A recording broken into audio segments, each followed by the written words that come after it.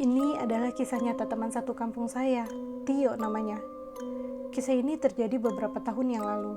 Waktu itu di kampung tempat saya tinggal sedang marak terjadi kasus maling jemuran. Setiap malam selalu saja ada jemuran milik warga yang hilang. Dan karena itu pemuda di tempat saya melakukan jaga malam. Malam itu adalah giliran Tio untuk berjaga dengan dua orang teman lainnya. Mereka hanya berjaga di pos kamling di tengah kampung sambil ngobrolin tentang hal-hal yang berbau mistis.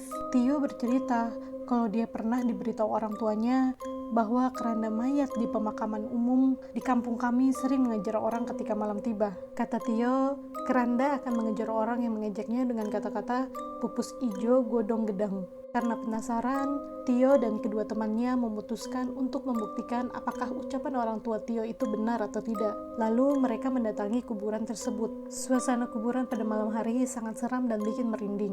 Ketika mereka tiba di depan gerbang kuburan, Tio dan kedua temannya malah merasa takut. Akhirnya mereka memutuskan untuk tidak jadi masuk ke kuburan itu. Tapi Tio dengan iseng berteriak, "Pupus ijo godong gedang," sambil tertawa cekikikan.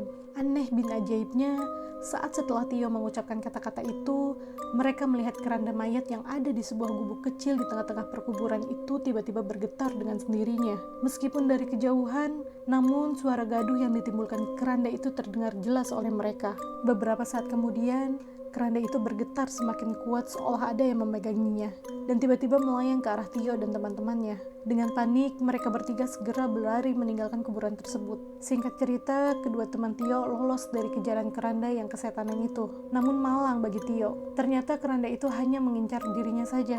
Karena dialah yang mengejek keranda tersebut dengan kata-kata pupus ijo gedong-gedang. Saat itu Tio terus dikejar oleh keranda tersebut. Teriakan minta tolong Tio seolah tidak terdengar oleh warga.